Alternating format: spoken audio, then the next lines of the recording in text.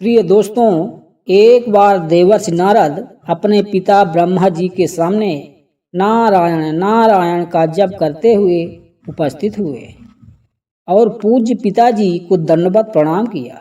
नारद जी को सामने देख ब्रह्मा जी ने पूछा, नारद, आज कैसे आना हुआ? तुम्हारे मुख के भाव कुछ कह रहे हैं। कोई विशेष प्रयोजन है अथवा कोई नई समस्या है? नारद जी ने उत्तर देते हुए कहा, पिताश्री, ऐसा कोई विशेष प्रयोजन तो नहीं है। कई दिनों से एक प्रश्न मन में खटक रहा है।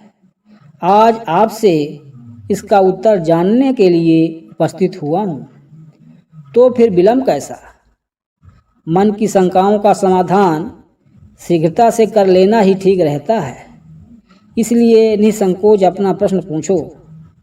इस प्रकार ब्रह्मा जी ने कहा, पिताश्री, आप सारे सृष्टि के परम पिता हैं। देवता और दानव आपकी ही संतान हैं। भक्ति और ज्ञान में देवता श्रेष्ठ हैं, तो शक्ति तथा तपाचरण में दानव श्रेष्ठ हैं।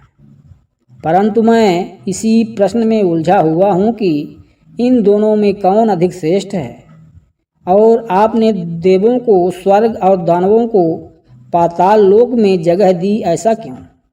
इन्हीं प्रश्नों का उत्तर जानने के लिए मैं आपकी शरण में आया हूँ। नारद ने ब्रह्मा जी से अपना प्रश्न बताते हुए कहा।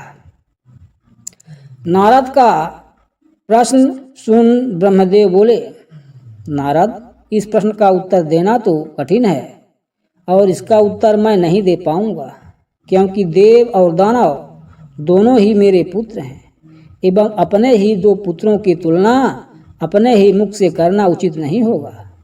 लेकिन फिर भी तुम्हारे प्रश्न का उत्तर ढूंढने में मैं तुम्हारी सहायता कर सकता हूँ। तुम आज ही देवों और दानवों दोनों को मेरी ओर से भोजन का निमंत्रण भेजो। कल ही हम उनके लिए भोज का आयोजन करेंगे और कल ही तुम्हें तुम्हारे प्रश्न कि देव क्यों स्वर्गलोक में हैं तथा दानव पाताल लोक में का उत्तर भी मिल जाएगा। नारद तत्काल ही असुरों और देवों को निमंत्रण दे आए। दूसरे दिन दानव ब्रह्मलोक में भोजन का आनंद लेने के लिए पहुंच गए और उन्होंने पहले पहुंचने के कारण भोजन की पहली शुरुआत खुद से करने के लिए ब्रह्मा जी से आग्रह किया। भोजन की थालियां परोसी गईं। दानव भोजन करने के लिए बैठ पड़े। वे भोजन शुरू करने ही वाले थे कि ब्रह्मा जी हाथ में कुछ लकड़ियां लेकर उनके समक्ष उपस्थित हुए और उन्होंने कहा, आज के भोजन की एक छोटी सी शर्त है।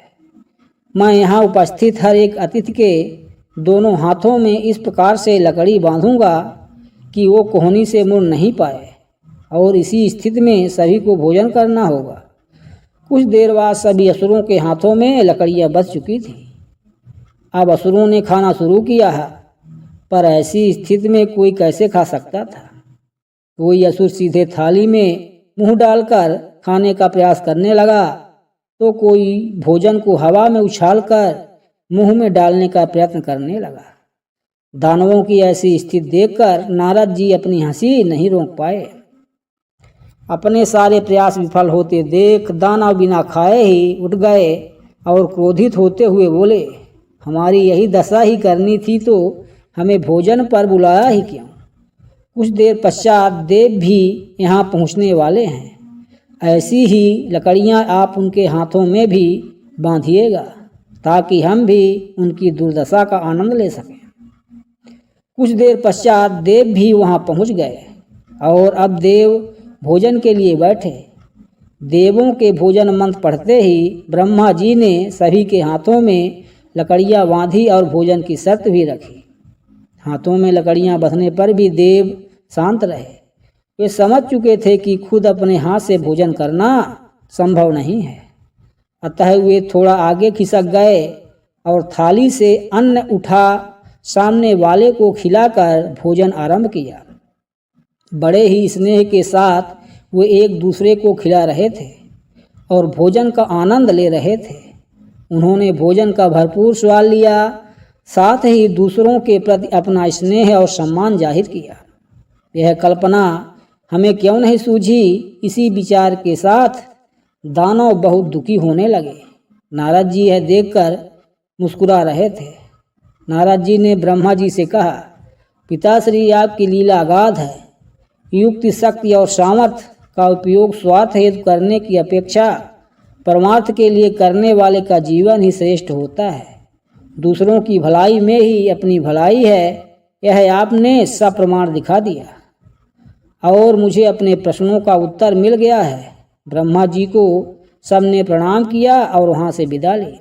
मित्रों, हमें यह जीवन सिर्फ अपने ही स्वार्थ के लिए नहीं मिला है। यदि हम इसका उपयोग परोपकार के कार्यों के लिए करते हैं तो निश्चित रूप से हमें इसी जीवन में स्वर्ग की प्राप्ति होगी।